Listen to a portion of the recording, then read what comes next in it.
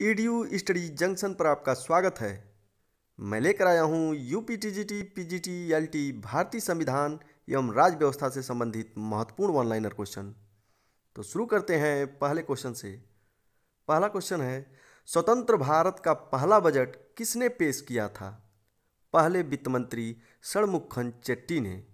दूसरा, भारत के ऐसे प्रधानमंत्री जो पहले वित्त मंत्री पद पर भी रह चुके हैं। मोरारजी देसाई, चौधरी चरण सिंह, विश्वनाथ प्रताप सिंह तथा मनमोहन सिंह। तीसरा, भारत में सबसे ज़्यादा बजट पेश करने वाले वित्त मंत्री थे मोरारजी देसाई। इन्होंने कुल 10 बार बजट पेश किया था। चौथा, अनुदान मांगें किसकी सिफारिश पर लोकसभा में प्रस्तुत की जाती हैं? राष्ट्रपति की सिफारिश पर। पांचवा, संचित निधि से धन निकालने के लिए कौन सा विधेयक पास किया जाता है? विनियोग विधेयक। छठा, तारांकित प्रश्न कहलाता है ऐसे प्रश्न जिसका उत्तर प्रश्नकर्ता सदन में तत्काल मौखिक रूप से चाहता है, तारांकित प्रश्न कहलाता है। सातवां, प्रश्नकाल की प्रक्रिया सर्वप्रथम कहाँ शुरू हुई थी? इंग्लैंड में। आठवां, प्रश्नकाल कहलाता है दोनों सदनों में बैठक के पश्चात कार्यवाही का प्रथम घंटा प्रश्नकाल कहलाता है। नौवां, कोई प्रश्न तारांकित माना जाए या अतारांकित, इसका निर्णय किसके द्वारा किया जाता है? अध्यक्ष या सभापति द्वारा। 10वां, अतारांकित प्रश्न कहलाता है जिसका उत्तर लिखित रूप में दिया जाता है।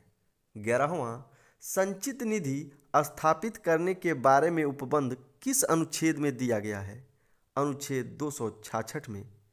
12वां, संसद की कार्यवाही तुरंत रोककर किसी विशेष मामले पर विचार करने के लिए कौन सा प्रस्ताव प्रस्तुत किया जाता है? कार्य स्थगन प्रस्ताव या काम रोको प्रस्ताव। 13वां, कार्य स्थगन प्रस्ताव को कितने सदस्यों का समर्थन होना चाहिए? कम से कम 50 सदस्यों का समर्थन होना चाहिए। 14वां, सर्वप्रथम अविश्वास प्रस्ताव किसके विरुद्ध पेश किया गया था? आचार्य जेबी कृपलानी द्वारा 1963 में जवाहरलाल नेहरू मंत्रिपरिषद के विरुद्ध। नेक्स्ट क्वेश्चन, सरकार की नीतियों की आलोचना करने के लिए कौन सा प्रस्ताव रखा जाता है? निंदा प्रस्ताव। 16वां, शून्यकाल किस देश की देन है? भारत की। 17वां, अविश्वास प्रस्ताव संसद के किस सदन में प्रस्तुत किया जाता है? लोकसभा में। 18वां, खर्च में कमी लाने के लिए कौन सा प्रस्ताव लाया जाता है? अर्थगत कटौती प्रस्ताव। 19वां, लेखा अनुदान का उल्लेख किस अनुच्छेद के तहत किया गया है? अनुच्छेद 116 के तहत। 20वां, संसद की अस्थायी समितियों में सबसे बड़ी समिति है प्राक्कलन समिति। 21वां, प्राक्कलन समिति में कितने सदस्य होते हैं?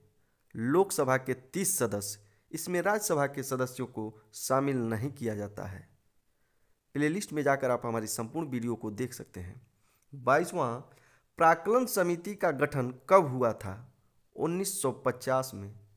23वां, किस समिति को मितव्ययिता समिति कहा जाता है? प्राक्कलन समिति को। यह समिति सरकारी अपव्यय रोकने की सिफारिश करती है। 24वां, प्राक्कलन समिति की जुड़वा बहन कहा जाता है। लोक लेखा समिति को प्राक्कलन समिति की जुड़वा बहन कहा जाता है।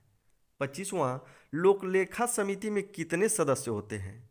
22 सदस्य, जिसमें 15 लोकसभा से तथा 7 राज्यसभा से लिए जाते हैं। 26वां, लोक लेखा समिति का अध्यक्ष होता है विपक्ष का कोई सदस्य। 27वां, लोकलेखा समिति के अध्यक्ष की नियुक्ति कौन करता है? लोकसभा अध्यक्ष। 28वां, संसद की सबसे पुरानी वित्तीय समिति कौन है? लोकलेखा समिति। 29वां, लोकलेखा समिति के अध्यक्ष का कार्यकाल होता है 1 वर्ष। 30वां और अंतिम क्वेश्चन, लोकलेखा समिति अपनी रिपोर्ट किसको सौंपती है? लोकसभा अध्यक्ष को। आज के लिए बस इतना ही। हमारी अगली वीडियो का नोटिफिकेशन प्राप्त करने के लिए हमारे YouTube चैनल को सब्सक्राइब कर बेल आइकन को दबा दें। धन्यवाद।